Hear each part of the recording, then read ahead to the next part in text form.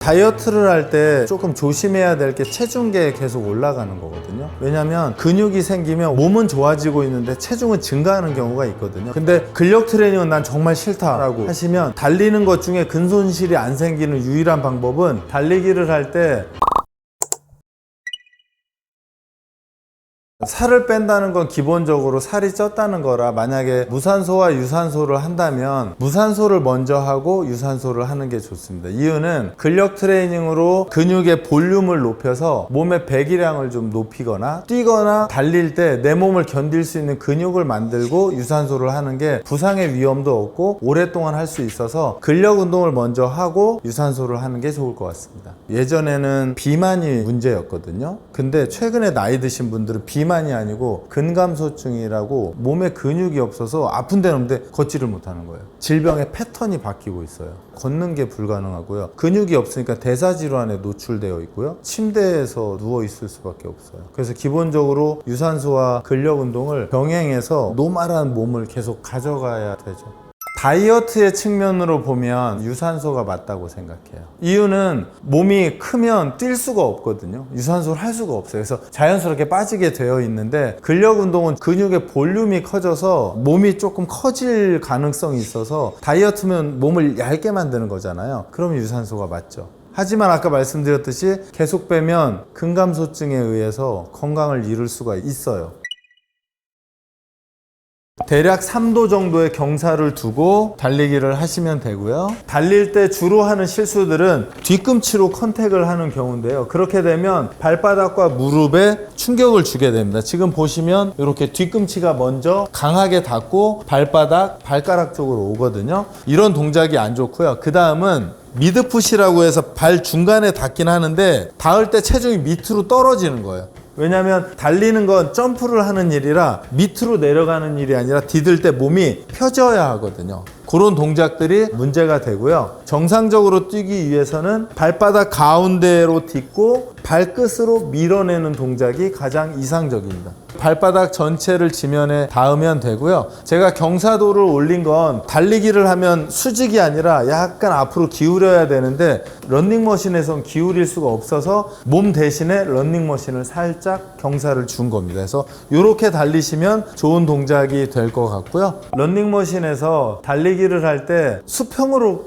뛰게 되면 뒤꿈치를 컨택할 가능성이 높아지고요. 그래서 가능하면 이 런닝머신에 경사도를 올리는 게 있다면 3에서 5도 정도 올리고 뛰시면 종아리를 잘 쓰고 뛰실 수 있어요. 달리기를 하시는 분들의 대다수가 발바닥과 종아리를 잘 못 쓰거든요. 근데 우리 인체 중에서 지구력이 가장 좋은 곳은 종아리거든요. 그래서 종아리를 잘 써야 오랫동안 지치지 않고 뛸 수 있습니다. 뛴다는 건 사실은 6m/s에서 한 9m/s니까 그 정도에서 내가 30분을 달릴 수 있는 속도를 찾는 게 가장 좋을 것 같아요. 보통 이제 달리기가 쭉 달리는 게 있고 인터벌 러닝이라고 뛰었다 걸었다 하는 게 있어요. 만약에 심폐지구력을 향상시키려면 계속 뛰는 것보다는 뛰었다 걸었다 하는 게 훨씬 더 빨라요. 그래서 그걸 인터벌 트레이닝이라고 하는데, 중장거리 선수들이나 마라톤, 축구 선수, 심폐지구력이 필요한 선수들은 대략 그렇게 훈련을 하거든요. 근데 만약에 내가 그런 스포츠가 아니고 그냥 유산소 정도면 30분을 달릴 수 있을 정도면 충분합니다.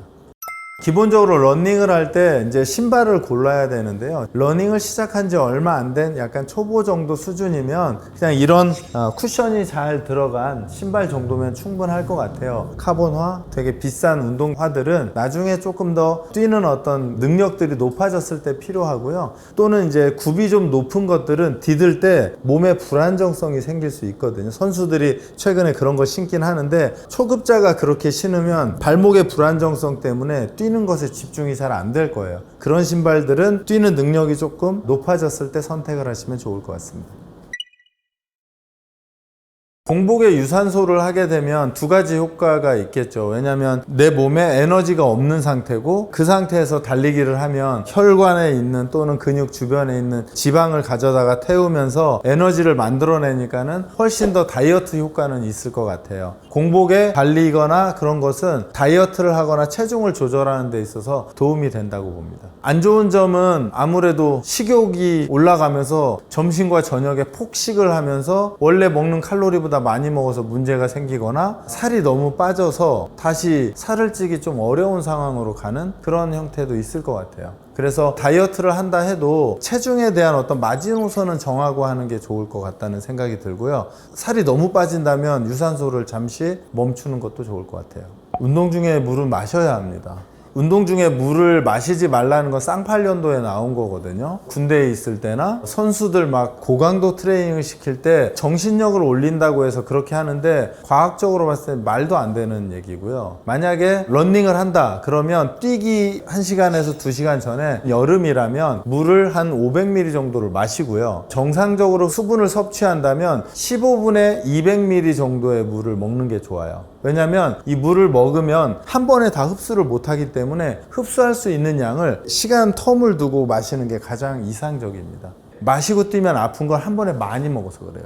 200ml면 한 모금에서 두 모금밖에 안 되거든요. 200ml로 15분을 버티고 이 수분이 떨어지면 다시 공급하고, 그래서 마라톤 선수들도 20분 간격에 급수대가 있는 거예요. 그래서 수분 공급은 정확히 하시는 게 좋고요. 한 번에 많이 마셔서 아픈 거지 물을 마셔서 아픈 게 아닙니다. 근력 트레이닝은 난 정말 싫다, 난 달리긴 너무 좋다라고 하시면 장거리를 달려서 체중이 빠지면 근손실이 무조건 생기거든요. 달리는 것 중에 근손실이 안 생기는 유일한 방법은 100m, 200m 이내의 달리기를 전력으로 달리는 거예요. 그러면 근손실이 안 되고 반대로 근육이 생성돼요. 하지만 나이가 들어서 단거리를 뛰면 종아리나 햄스트링을 다칠 가능성은 있어요. 무릎은 안 다치지만 염려가 있기 때문에 그건 좀 조심하시면 근손실은 막으실 수 있어요. 건강을 위한 거라면 저는 매일 30분을 선택할 것 같아요. 운동 시간이 길어지면 몸에 데미지가 있을 수 있거든요. 예를 들면 유산소다 그러면 30분이면 심혈관계 기능이 충분히 건강해질 만큼 되거든요. 근데 1시간이 되면 준선수 레벨까지 올라가는 거라 건강보다는 어떤 마라톤을 도전한다든지 목적이 달라지는 거죠. 근력 운동도 30분이 부족하긴 하지만 30분이면 건강을 채울 만큼은 충분히 할 수 있거든요. 대신에 매일 30분을 근력 운동 3일, 유산소 운동 3일요. 유산소하고 근력 운동에 편식을 하면, 예를 들면 마라톤 선수를 상상해 보세요. 되게 얇잖아요. 그다음 100m 선수를 보면 몸에 볼륨이 있잖아요. 근데 이게 어느 한쪽으로 가도 건강하진 않거든요. 건강을 위해서는 사실 이 중립지대를 갖는 게 중요한데 어쩔 수 없이 근력과 유산소를 병행하는 게 최선인데, 대다수 제가 만나본 선수, 일반인 어떻게 태어나냐면요, 근력 운동을 좋아하는 사람은 뛰는 걸 싫어해요. 또 뛰는 걸 좋아하는 사람은 근력 운동을 싫어해요. 그래서 자기가 하기 싫은 걸 조금 가져다 해서 몸의 밸런스를 잡는 게 중장년 이후에 건강하게 살 수 있지 않을까. 왜냐면 20대 때 못한 걸 5, 60대 때는 더 못하거든요. 그래서 그렇게 좀 나누어서 하는 게 더 좋은 것 같습니다. 비만이라면 바로 유산소를 하기엔 제가 볼 땐 어려울 것 같고요. 만약에 유산소를 걷기 정도에서 시작해서 가볍게 뛰는 걸로 가야 될 것 같고요. 과체중인데 근육이 있다라고 하면 바로 러닝을 해도 좋을 것 같고요. 마른 비만은 말랐는데 콜레스테롤이 많은 거잖아요. 이 콜레스테롤이 많은 이유는 근육이 없어서 이 콜레스테롤을 쓸 수가 없으니까 많은 거거든요. 이분들한테는 유산소보다는 사실은 근력 운동이 훨씬 더 필요한데, 근력 운동 안 된다 하면 처음 오면 매트, 거기서 스트레칭하고 코어 운동하고, 두 번째는 고정되어 있는 머신, 고정되어 있는 머신에서 운동을 정확한 동작으로 배우고, 세 번째는 바벨이라고 해서 긴 거, 마지막에 고수가 되면 덤벨 하나씩 돼 있는, 이렇게 순서대로 도장 깨기를 하시면 건강하고 예쁜 몸을 만드실 수 있을 거예요. 매트를 제가 추천드리는 건 운동하기 전에 근육의 길이를 좀 늘리려고 하는 거니까 일반적 스트레칭을 해주시면 돼요. 상체, 하체. 그게 끝나면 코어 운동들 있죠. 그 코어 운동을 하고 기구 운동으로 가시면 되죠. 머신이라고 하는 기구는 보통 이렇게 의자처럼 돼 있고 사람이 들어가는 거잖아요. 그래서 운동은 주로 밀고 당기기 운동이 있거든요. 상체는 앞으로 미는 게 있고 뒤로 당기는 게 있어요. 그래서 한번 미는 운동을 했으면 당기는 운동을 한번 해야 돼요. 그래야 몸의 앞쪽과 뒤쪽의 밸런스가 잡히거든요. 특히 남자분들 가슴 중요하다고 이렇게 계속 키우면요, 가슴 커지면서 라운드 숄더가 돼요. 등에 힘이 없어지니까요. 하체도 마찬가지로 앞쪽을 했으면 뒤쪽을, 그래서 몸의 균형을 그렇게 맞춰주시면 될 것 같아요. 제가 천국의 계단을 보면서 어떤 생각을 했냐면요. 천국의 계단을 지옥의 계단으로 쓰고 계신 것 같아요. 그러니까 천국의 계단을 오를 때 발목을 거의 안 쓰거든요. 그러면 무릎의 데미지가 엄청 커지고요. 그 다음에 무릎의 데미지가 커지면 허벅지의 볼륨이 자꾸 커져서 원치 않게 자꾸 허벅지가 커지는 거죠. 그래서 천국의 계단을 잘 쓰기 위해서는 발목을 써야 되는데, 그러기 위해서는 얘가 천국의 계단이라면 이렇게 딛는 게 아니고요. 종아리가 살아있게 반 또는 3분의 1 지점만 뒤로 나오게 해서 몸이 이렇게 들리면 종아리가 사용이 되거든요. 이 상태로 걸으시면 종아리, 허벅지, 엉덩이 이 세 군데가 고루 발달할 거고요. 천국의 계단 절대 이렇게 걸으시면 무릎 금방 망가집니다. 천국의 계단뿐만이 아니고 계단을 오를 때도 이렇게 디디면 발목이 아예 사용되지 않거든요. 약간 뒤꿈치를 바깥쪽으로 빼놓은 상태에서 이렇게 쓰시면 무릎의 불편함이 훨씬 줄어들 거예요. 근력 트레이닝이 싫다면 계단 오르는 거 저는 추천드리고요. 내려가는 건 무릎에 조금 부담이 있을 수 있으니까, 만약에 아파트에 사신다면 계단을 올라갔다가 엘리베이터 타고 내려오셔도 되니까. 난 근력 트레이닝이 너무 싫어 라고 하시면 계단이 그 역할을 충분히 해줄 수 있어요. 하지만 잘 걸으셔야 돼요.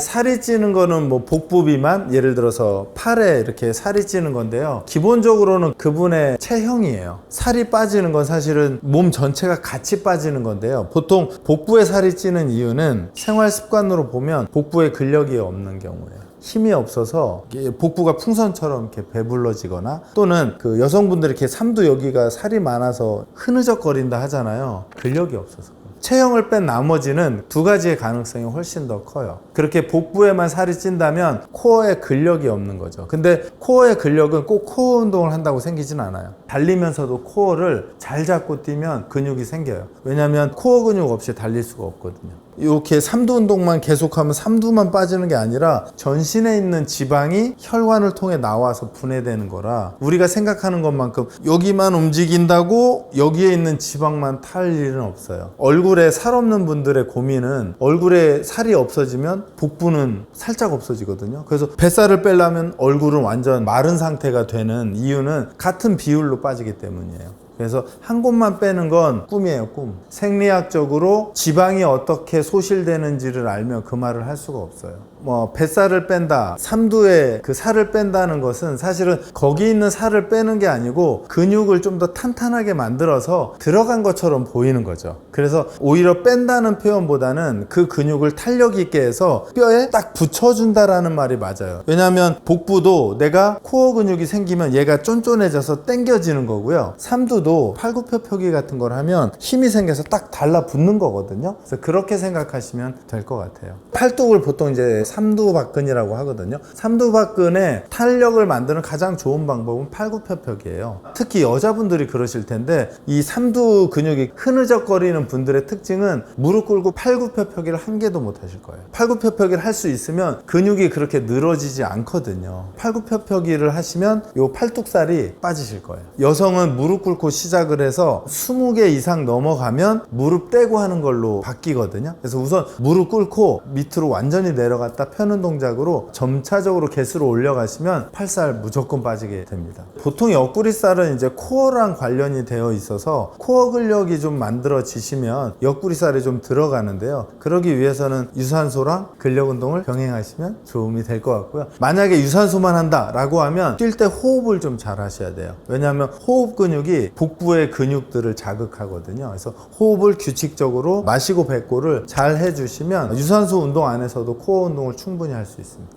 유산소 중에서도 축구 하시면 좋을 것 같아요. 축구를 하면 달리다가 몸을 이렇게 회전을 하잖아요. 회전을 하면 이 옆구리살이 운동이 돼요. 방향을 전환하는 축구나 농구, 테니스 이런 운동들을 하면 몸이 꼬여지면서 옆구리살이 좀 들어갈 거예요. 무산소는 보통 코어에서 옆구리살들은 회전을 할 때 생기거든요. 그러면 코어 운동 중에 주로 회전을 하는 운동을 뭐 아주 간단하게 뭐 이런 동작들이 옆구리를 자극하는 운동이니까 옆구리살이 조금 더 단단해지는 결과를 가질 수 있죠. 다이어트를 할 때 조금 조심해야 될 게 체중계에 계속 올라가는 거거든요. 왜냐하면 근력 운동을 하면 근육이 생기면 오히려 몸은 좋아지고 있는데 체중은 증가하는 경우가 있거든요. 근육이 한 요 정도 제 주먹만큼이 1kg라면 지방은 이만큼이 1kg거든요. 근데 이 지방이 없어지고 근육 이만큼이 생기면 체중은 그대로 변화가 없는데 근육이 생기면 체중이 높아져요. 그래서 다이어트를 시작했는데 한 3개월 정도? 요 정도는 저울 안 보고 그냥 루틴하게 하시면 되고, 그럼 중간에 내가 뭘 빠진 걸 아느냐라고 하면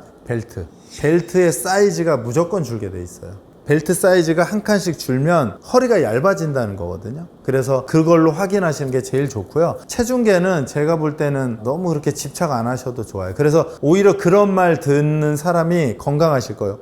몸무게 그렇게 많이 나간다고? 이건 무슨 말이냐면요, 근육 엄청 많네요. 반대로 몸무게 그밖에 안 나가? 이건 무슨 뜻이냐면 볼륨이 크고 내용물이 없는 거니까, 그런 분들은 근력 운동을 좀 하셔야 될 것 같아요.